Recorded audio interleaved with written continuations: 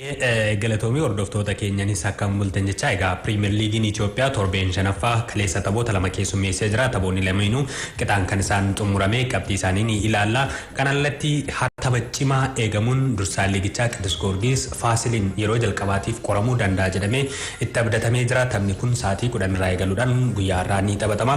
Kanarrattis odeeffannoowwan garaagaraa qindeeffannee jira.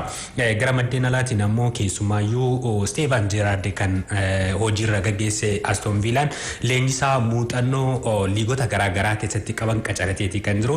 Leenjisaan kun leenjisaa Villarreal Unai Emery'dha. Unai Emery'n gara Piriimiyer Liigii Ingilaanditti deebi'aniiti kan isaan daranii odeeffannoo kanas bal'inaan qabannee jira. Taphoonni Shaampiyoons Liigii Awurooppaa har'a galgala kutaalee ardichaa garaagaraa taphatamu keessumaayyuu Borussia Dortmund fi Manchester City morkiin taasisanii eegama. Sababiin isaas Manchester Cityf goolii hedduu galchaa kan jiru Erling Braut Haaland gara keessaa duriitti deebi'uudhaan deeggartootaan simannaa akkamii taasifamaaf kan jedhu ni eegama.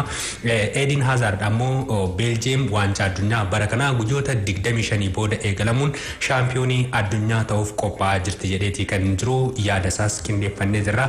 Egaa kanneen kan waliin ilaallu ta'a. Irra deebi'uudhaan akka mul'atan kabajamtoota dhageeffattoota keenya dabaree odeeffannoo ispoortii bal'inaan ittiin dhageenyu irra geenye jira. Odeeffannoo keenya har'aatiin keessumaayyuu taphoota Piriimiyer Liigii Itoophiyaa torbee shanaffaa bal'inaan ni ilaalla. Taphoota Shaampiyoons Liigii Awurooppaa fi odeeffannoowwan gaggabaaboo qabannee jirra. Odeeffannoo keenya jalqabaatiin Piriimiyer Liigiin Itoophiyaa torbeen shanaffaa kaleessa irraa eegalamuun taphatamuu eegaleeti kan jiru. Kaleessa dorgommichaan taphoonni lama taphatamanii jiru. Guyyaa sa'aatii torbatti kilabiin bulchiinsa magaalaa Dirree Dhawaa Hawaasa waliin sa'aatii 10tti ammoo kilabiin bulchiinsa magaalaa Adaamaa Itiyoo Elektiriik waliin taphachuudhaan taphoonni lameenuu goolii lama qixaan kan isaan xumuramanii. Keessumaayyuu tapha kilabii bulchiinsa magaalaa Adaamaa fi Itiyoo Elektiriik kan ilaallu yoo ta'e kilabiin bulchiinsa magaalaa Adaamaa egaa kaleessa tapha isaa tanaan dura ittiin beekamu agarsiisuuf baay'ee rakkachaati kan inni ture. Gooliiwwan keessumaayyuu kilabii bulchiinsa magaalaa Adaamaatiif Masuud Mahammad akkasumas ammoo Abdiisaa Jamaal galchaniiti kan isaan daranii. Heenok Ayyalaa fi Abinnet Damsoo ammoo goolii Itiyoo Elektiriik qabxii ittiin qooddattee taphattoota galchanidha. Egaa Adaamaan yeroo ammaa kana qabxii isaa torbaan gaachuudhaan yeroodhaaf sadarkaa afuraffaa irratti kan inni argamu Piriimiyer Liigii Itoophiyaa bara kanaatiin. Tarii osoo injifatee hanga sadarkaa lammaffaatti imaluuf carraa bal'aadha kan inni qabu ture. Leenjisaan kilabii bulchiinsa magaalaa Adaamaa itti agazuu Indaala taphichaa booda yaada tokko kennaniiti kan isaan jiran. Taphattoonni Itiyoo Elektiriik sa'aatii taphichaa gubuudhaaf kan isaan tattaafataa jiranii. Kun ammoo Piriimiyer Liigiin Itoophiyaa yeroo ammaa kana karaa DSTV Super Sportiin tamsa'aa jiru nuffisiisaa fi jibbisiisaa akka ta'u taasisaatii jiru jechuudhaan komii qaban kennaniiti kan isaan jiran. Leenjisaan kuni kaleessuma kilabii bulchiinsa magaalaa Dirree Dhawaa egaa kilabii bulchiinsa magaalaa Hawaasaa waliin goolii lama qixa kan inni ba'e. Kilabii bulchiinsa magaalaa Dirree Dhawaatiif Biniyaam Getaachoo gooliiwwan lama galcheeti kan jiru. Hawaasadhaaf ammoo Laawurans Laartee akkasumas ammoo lammiin Eertiriyaa Ali Suleemaan goolii tokko galchaniiti kan jiranii. Hawaasaan akkuma nuti yaadannu torbee afuraffaadhaan kilabii bulchiinsa magaalaa Walqixxee goolii 4-3 injifachuudhaan miira gaariidhaan kan inni taphatee. Dirree Dhawaan ammoo Bahar Daar waliin qixa ba'uun isaa kan yaadatamudha. Kaleessa morkiin kilaboota lameenuu goolii lama qixaan kan inni xumurame. Piriimiyer Liigiin Itoophiyaa kun har'asti fuudhan taphoota ciccimoo lama ni keessummeessaa. Guyyaa sa'aatii 7 irratti kilabiin bulchiinsa magaalaa Walqixxee Buna Sidaamaa waliin yoo taphatu, sa'aatii 10tti ammoo Faasil dursaa fi shaampiyoonii Itoophiyaa Qiddus Goorgis waliin morkiin inni taasisu gamanumaan si'oominaan eegama. Tapha jalqabaa haa ilaallu. Kilabiin bulchiinsa magaalaa Walqixxee fi Buna Sidaamaa morkiin walitti fidu tapha har'a eegamu keessaa isa jalqabaati. Sababiin isaas kilabiin bulchiinsa magaalaa Walqixxee taphoota liigichaa jalqabaa lamaan erga injifatee booda taphoota itti aanan lamaan ammoo mo'ameeti kan inni jiru. Bifuma walfakkaatuun Bunni Sidaamallee bara kana jalqabbiin isaa baay'ee gadaanaa ta'ee jira. Hanga ammaatti taphoota 4 taphate keessaa tokko qofa kan inni qixabee taphoota 3 mo'amee jira. Qabxii tokko qofa qabachuudhaan sadarkaa 16ffaa xumuraa irratti kan inni argamu. Kanaaf Bunni Sidaamaa gara injifannootti akkasumas immoo kilabiin bulchiinsa magaalaa Walqixxee taphoota lamaan darbee mo'atame. Innis gara injifannootti deebi'uuf morkiin waliin taasisan ni eegama. Odeeffannoowwan kilabootaan wal qabataniin keessumaayyuu kilabiin bulchiinsa magaalaa Caalaa Walqixxee tajaajila taphataasaa sarara fuulduraa Geetaanaa Kabbadaa akkasumas immoo Efreem Zakkaariyaas fi goolii eegaa garichaa Jamaal Xaasoo akka arganne Soccer Itoophiyaan maddeen garaagaraa wabeeffachuudhaan gabaaseetii kan inni jiru. Gama Buna Sidaamaatiin egaa Bunni Sidaamaa tibbana leenjisaa haaraa qacarateetii kan inni jiru Siyyum Kabbadaa tanaan dura Faasil waliin shaampiyoonii Itoophiyaa bara 2013 ta'an Buna Sidaamaa leenjisuuf itti gaafatamummaa fudhataniitii kan jirani. Haa ta'u malee Siyyum Kabbadaa egaa hojii manee isaanii xumuruudhaan hojii isaanii eegalee sababiin isaas sanadoonni waliigaltee kilaboota fi leenjisicha gidduu jiru waan xumuramaniif hanga onaatti hojiin eegallee tarii har'a kan xumuramu yoo ta'e hanga taphichi eegalutti kan xumuramu yoo ta'e garicha dursuudhaaf carraa ni qabu. Sanaan taanan egaa Bunni Sidaamaa leenjisuma tanaan dura durfamaa tureen kan durfamu ni ta'a. Har'uma egaa Qiddus Goorgis Faasil waliin akka taphatu kaasneetii kan jirru. Goorgis taphoota liigichaa afran bara kana taphateen afranuu injifateetii jira. Qabxii 12 kan inni qabu. Morkattoota isaa irratti ammoo gooliiwwan 15 yoo galchu gooliiwwan 8 kan galche taphataa lammii Togo Ismaa'il Oroo Agoorooti. Egaa Ismaa'il Oroo Agooroo bara kana Piriimiyer Liigii Itoophiyaa taphattoota goolii hedduu galchuudhaan ni xumuru jedhamuudhaan tilmaama jalqabaa argatan keessaa kan duraati. Egaa Qiddus Goorgisii fi Faasil morkattoota ciccimoo qofa osoo hin taane miirri masaanummaa kilaboota lameen gidduutti illee ni mul'ata. Kanaanis keessumaayyuu bara darbee imalli Qiddus Goorgis taphoota 26 osoo hin mo'amin imalaatii ture kan dhaabbate Faasiliin. Haa ta'uuti garuu Qiddus Goorgis dhumarratti injifannoo galmeesseen shaampiyoonii liigichaa ta'eetii kan inni jiru. Faasil ammoo sadarkaa lammaffaadhaan xumuruudhaan kilaboon lameeniyyuu sadarkaa Afrikaatti hirmaachaatii kan isaan turan. Faasil keessumaayyuu waancaa konfedereeshinii Afrikaa irratti kan hirmaachaa ture. Gulaalli marsaa lammaffaatiin kilaba Tuuniziyaa Seefaaksaniin mo'amuudhaan dorgommichaan ala ta'eetii kan jiru. Qiddus Goorgis egaa marsuma jalqabaatiin waancaa Shaampiyoons Liigii kilaboota Afrikaatiin kan inni gulaalirraa gaggeeffame. Har'a kilaboonni lameen waliin kan morkatan ni ta'u. Odeeffannoowwan kilabootaan wal qabateen keessumaayyuu gama Faasiliin taphataan sarara gidduu kilabichaa fi garee biyyoolessa Itoophiyaa Suraafiil Daanyaachoo miidhamaan garee kana hin tajaajilu jedhameetii kan jiru. Gama Qiddus Goorgisiin ammoo Daawit Tafarraa Guutaa egaa taphataa sarara gidduu kilabichaa yeroo ammaa kana ga'umsa gaarii mul'isaatii turedha. Oozil egaa tapha har'aatiin akka hin hirmaannes himameetii kan jiru. Miidhamaan yeroo dheeraadhaaf garichaan ala ta'uu danda'a jedhamaatii kan inni jiru. Walumaa galatti egaa Qiddus Goorgis erga bara 2016 as jalqabbiin isaa jalqabbii baay'ee gaarii ta'edha. Piriimiyer Liigiin Itoophiyaa kun egaa boros yoo dhufu guyyaa sa'aatii 7tti Lagxaafoo Lagadaadiin Bahar Daar waliin Machaal Madiin Itoophiyaa waliin sa'aatii 10 irraa eegaluun morkiin taasisanii eegama. Kamisa Walaayittaa Dichaanoo Haadiyaa Hosaanaa Bunni Itoophiyaa Arbaa Minci waliin ni morkatu. Taphoonni torbee shanaffaa sana booda kan goolabaman ni ta'u. Egaa liigicha hanga onaatti Qiddus Goorgis qabxii 12 Madiin Itoophiyaan qabxii 9 sadarkaa tokkoffaaf lammaffaa irratti kan isaan argamanii. Kanaan alatti Haadiyaa Hosaanaan sadarkaa sadaffaa irratti argama. Qabxii 7 kan inni qabu. Tarii tapha kamisaa kan injifatu yoo ta'e garummaa kana dhiphisuuf carraa bal'aadha kan inni qabu. Kilabiin bulchiinsa magaalaa Adaamaa akkuma sila kaasne qabxii 7 sadarkaa 4ffaa irratti kan argamu yeroo hanga kilaboonni biroo taphatanitti jechuudha. Bunni Sidaamaa qabxii 1 sadarkaa dhumaa 16ffaa irratti argama. Walaayittaa Dichaan qabxii 2 kan inni qabu sadarkaa 15ffaa irratti kan argamu. Faasil qabxii 3 kan inni qabu. Taphoota qixxeessuu 2 kan isa hafu. Tapha tokko injifachuudhaan tapha tokko mo'ameetii jira Faasilii. Egaa qabxii 3 kilabii bulchiinsa magaalaa Adaamarraa argateen sadarkaa 14ffaa irraa kan inni jiru. Kabajamtoota hordoftoota keenyaa gara odeeffannoowwan maddeen alaatti osoo hin ce'in dura ergaa gabaabaa qabna. Ergaa kanammoo hordofnee gara odeeffannoowwan maddeen alaatti ceena. Sagalee uummataa.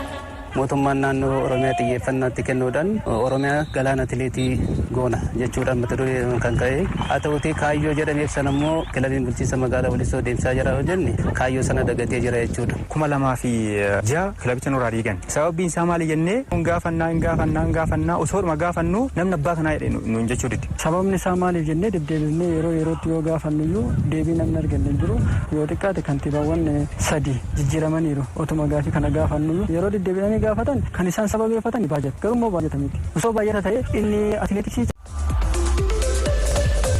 Karaa dhufaatii jirtan OBN sagalee uummataati dabareen kanum ammoo kan odeeffannoowwan ispoortiiti. Odeeffannoowwan ispoortii simbiraan gahaati jiru ammas itti fufnaa gara odeeffannoowwan ispoortii maddeen alaatti darbaa. Keessumaayyuu tapha xumuraa Premier League England torbee 13ffaan kaleessa taphni tokko taphatameeti kan jiru. West Ham United goolii 2-0dhaan Bournemouth injifachuudhaan sadarkaawwan torba fooyyeffachuudhaan sadarkaa 17ffaarraa gara sadarkaa 10ffaatti sadarkaa isaa fooyyessee jira. Kortuzumaan taphaan goolii falmisiistuu Varin mirkanoofte yoo galchoo Said Ben Rahamaan ammoo goolii lammaffaa rukuttaa peenaalitiin West Ham Unitediif galcheetii kan jiru. Gareen David Moyes leenjuu West Ham United egaa gahumsi inni sanaan dura agarsiisaa ture bara kana agarsiisatii hin jiru sadarkaa san irratti sin argamu. Ta'us kaleessa injifannootti deebi'eetii kan jiru. La Liga Spainin taphni tokko kaleessa taphatamee jira. Hetafe fi Celta Vigoon goolii tokko qixaa yoo xumuran Serie A Italiinis taphoonni lama taphatamaniiti kan isaan dran. Sampdorian goolii 1-0dhaan Cremonese akkasumas ammoo Sassuoloon goolii 2-1 Hellas Verona injifataniiti kan jiran.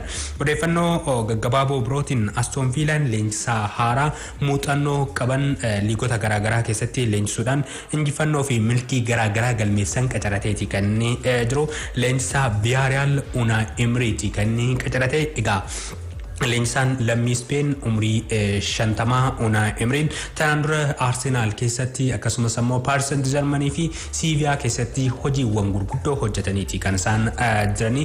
Keessumaa leenjisaan kun speeshaalistii yookiin ammoo ogeessa liigii Awurooppaa jedhamuudhaan kan isaan maqaa masootiin illee waamamaatii jirani. Sababiin isaas liigii Awurooppaa kanaan irra deddeebiidhaan waancaa kana milkeeffatanii jirani. Shaampiyoonii ta'aniiti kan jiran Unai Emery'n.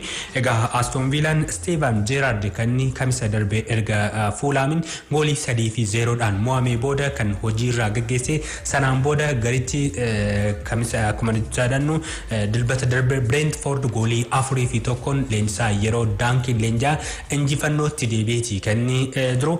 Amma ammoo leenjisoota garaagaraa waliin maqaan isaa kaa'atii kan inni ture kaleessa. Keessumaayyuu Ruben Amorim leenjisaan Sporting Lisbon tarii Aston Villa leenjisuu danda'u jedhamaati kan ture.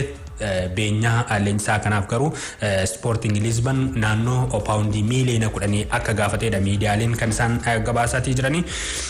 Aston Villaan egaa leenjisaa kanaaf paawundii miiliyoona 5.2 Villarrealiif ni kanfala. Sababiin isaas waliigalteen Unai Emery fi Villarreal qaban ganna dhufuudha kan inni goolabamu. Kanaaf waliigaltee waggaa tokko osoo isaan hafuudha kan isaan gara Aston Villaa imalanii.